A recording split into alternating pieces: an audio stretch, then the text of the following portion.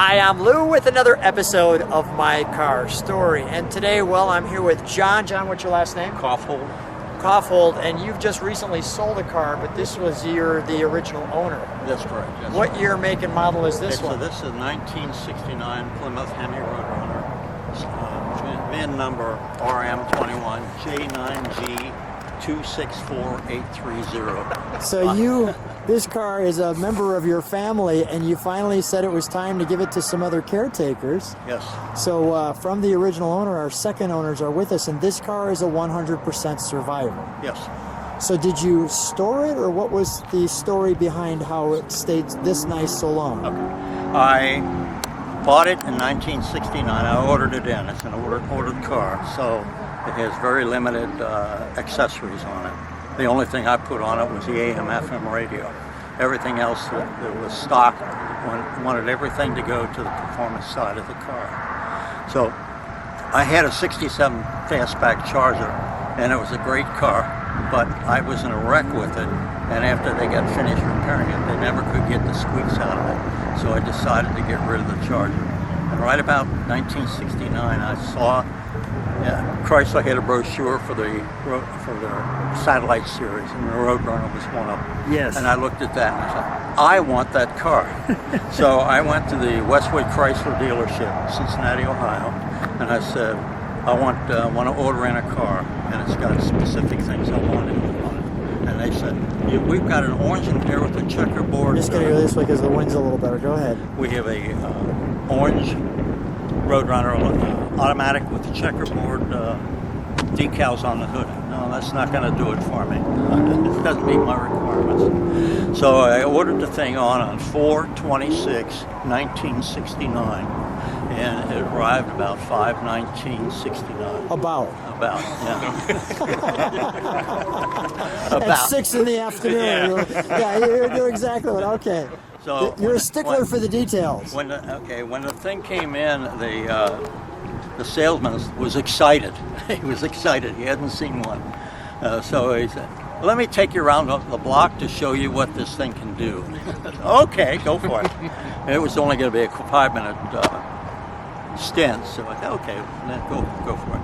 So I took over it at that point, and the reason why I bought this thing, it was my graduation present from college to me. I flunked out of college earlier, and I got myself reinstated and flunked back out again. So I said, let's do mid-course correction. That's why I went to the evening college. So I was 28 when I graduated in 1960. Congratulations for finishing off. Yes. And so it was fun, and the car had a trip out to California and back, and we got 16 miles to the gallon on that trip. That's not bad. Which is unusual for a Hemi engine, but with only running on 2 barrels, it was due for some good mileage. I'm going to do this. Keep talking. Let's get right to our featured attraction. Just step right alongside me and keep telling the story. Okay. So the reason why this thing, the reason why it is, why it wasn't run all that time is I got a job at Wright-Patterson Air Force Base, and it was snowing one day, and I had the car there, and the car did not have good tires. So So you felt it was unsafe? No, I just couldn't get it rolling. Because of the snow? 24,000 miles, they had slicks on. There were slicks on the back, and with all the weight in the front, I couldn't get traction in the back. So my boss said, okay, I'll give you a shove. So he pushed me across a concrete parking lot bumper that was held down with rebar. And the rebar caught each muffler and wrapped the tailpipe, pulled it loose and wrapped the tailpipe around the rear axle. So wow. The mufflers then put a big dent in the gas tank, and it was leaking. So I was able to drive the thing home. And what year was this? This is 1971, and I was able to drive the car home, but it was leaking gas, so I had to quickly fix the gas tank. So I put some epoxy on it, on the gas tank. So meanwhile, with the mufflers banging the gas tank so bad, they dished it in so badly that it probably held about half of its tank. So I went and bought a new tank then and held it in reserve until I got a chance to fix it. So what I did, I took the old gas tank off and got rid of it, and the new gas tank sat in the garage, and this is about 1974, 75, and I never got around, I'm a procrastinator, I never got around to putting the new gas tank on. Is that right? Yes. So that's the kind of like the history there for the car. We've got a little bit of trunk and treats here too. Pete, thank you. We'll open the trunk. That's a great sound. Right? You remember that sound? Oh yeah. John? Actually, so this is what you. Chrysler did, they did a pretty good job of lubricating this fulcrum point here. And this was your... That is me. That's the actual broadcast, or the sales sheet. And this is the Chrysler dealership. It's 42669. Just like you said. Yep. And it was an ordered-in car, so all these things are. Yeah. You knew exactly what you wanted. Yes, yes. This is a copy of the original certificate of title. I had to turn I got married, and my wife wanted me to put her name on the title, so in order to do that, I had to turn in the original. So I took a colored copy of the original so you can see it. And this is a broadcast sheet that really came on the thing. When I went looking for the broadcast sheets for this thing, there were actually 3 of them on my car. Is that right? Yeah, there are 3 broadcast sheets. That's interesting for a car with so... different cars. Is that right? So I said, well, where's my broadcast sheet? Well, it was hidden behind the back panel of the back seat. The reason you couldn't see it is that there's a black plate back there, and I couldn't see it, so I had to take the whole back seat apart in order to get to it. And this is the original tire? This is one of the original spares, yes. Okay. So, and here's this Galen Govier saying this is it. Yes. This is the real deal. This is the real deal. All right, perfect. All right, well, we're going to shut this. Okay. And let's take a look at the interior. Let's shut that. Let's take a look at the interior.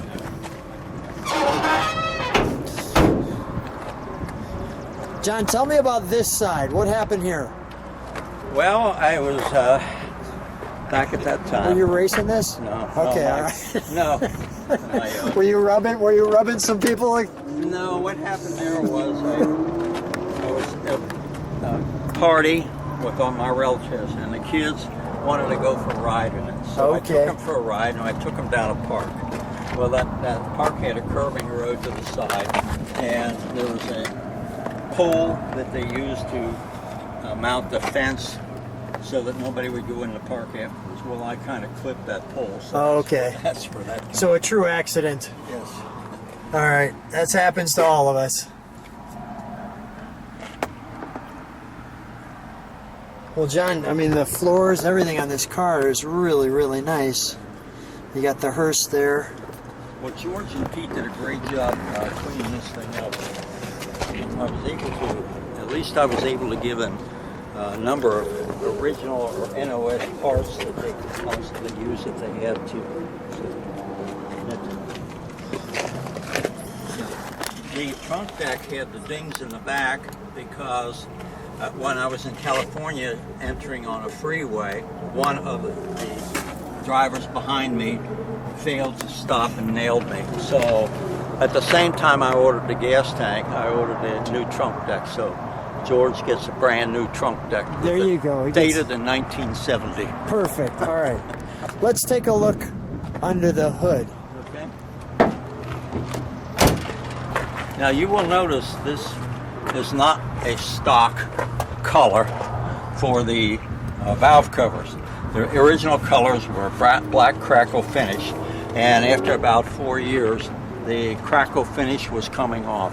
So I said, well, okay, let's just take them out, and instead of black crackle finish, let's put chrome on them. So I did.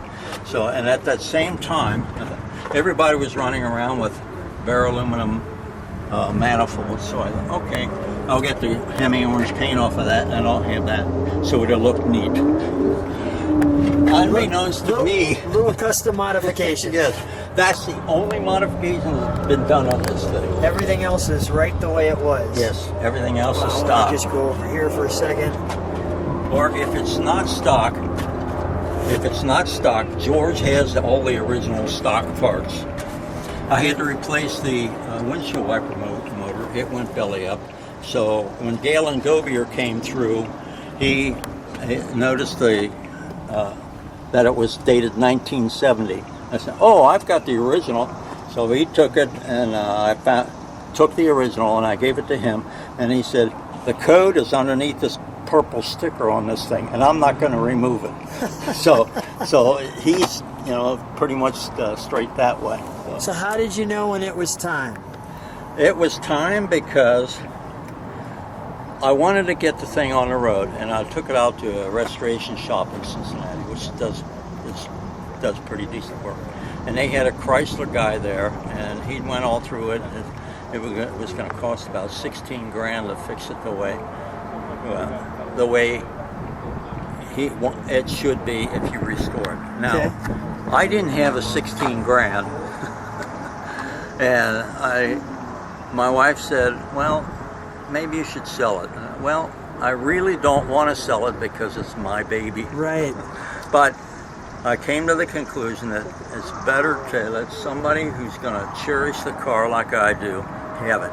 So when George gave me a call and said, "I'd like to come in and take a look at it," so I took him up to Ben Hayes, and So you decided that these were the guys right here. This is how it happened. Yeah, we were the guys. I mean, yeah. These were the guys. If you drive They're in, taking your baby, for God's sakes. All right. if you drive in from New Jersey, you want the car. Yeah, you want the car. And I called him incessantly, like, "Wait till we get there, please. I really want this car."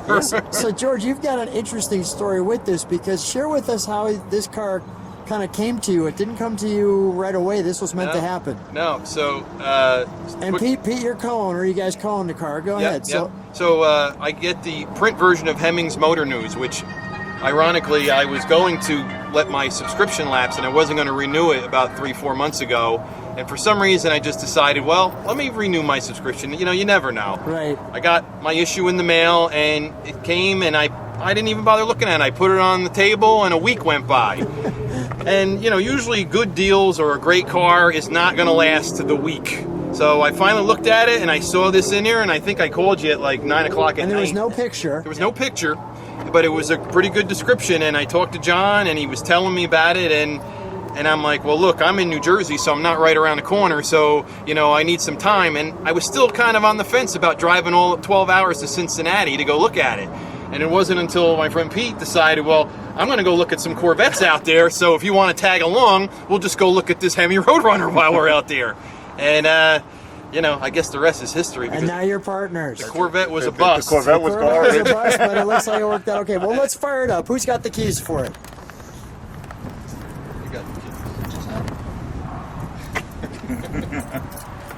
Let's start it up.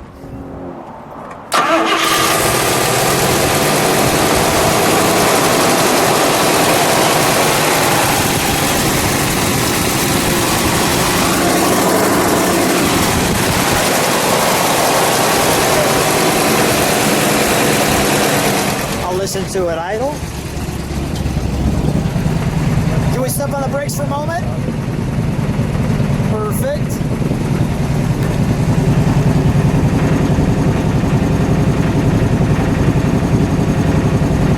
Go ahead, George, give it a rev.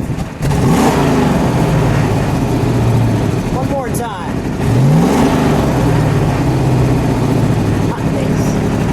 Nice. All right, we'll shut that down.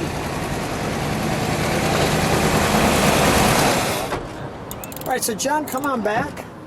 So John, how did you know it was time to get rid of it? What told you it was the time?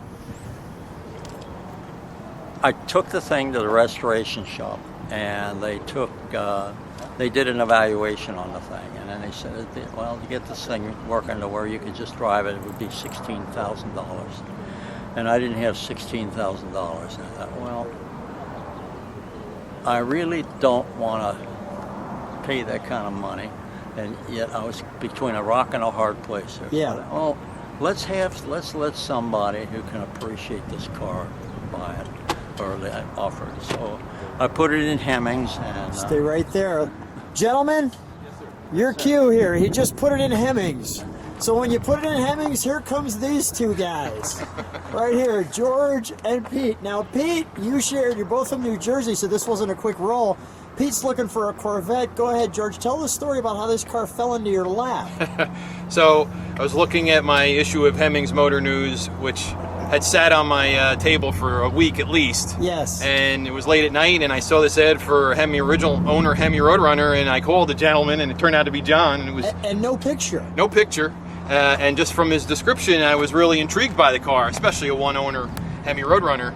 But I procrastinated. It was at least a week had gone by, and then my friend Pete said that he was going to go to Ohio to go look at a Corvette anyway.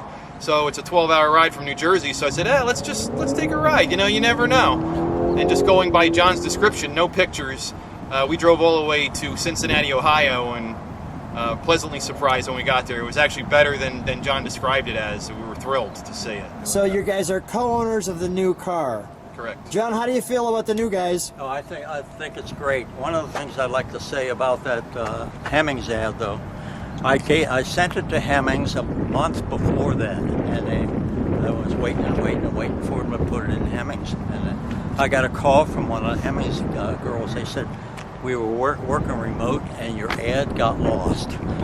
We just found it. It was supposed to go into the June issue. I didn't know that part, yeah. It was supposed to go into the June issue, but they put it in the July issue.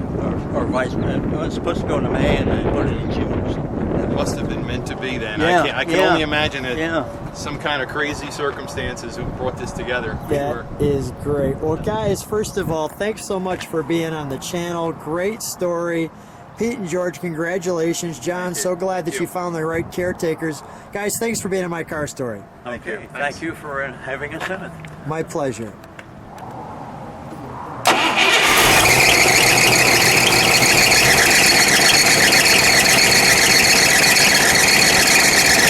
Yeah, I got it. I'm employed needs to be updated.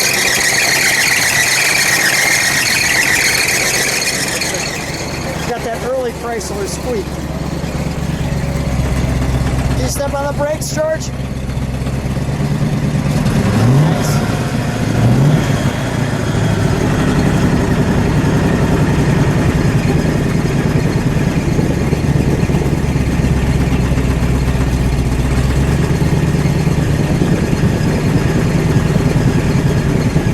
Give it one good rev. Nice. That sounds great. All right, we'll shut that down. I knew it. Does the horn beep? Look at that. We still got our beep beep. Yep. Guys, let's get together. The new owners and the old owner. Okay. Guys, what a wonderful opportunity to share such a unique survivor car and a great story. John, I think you've got the right caretakers. Thanks, guys, for being on My Car Story. Thank you.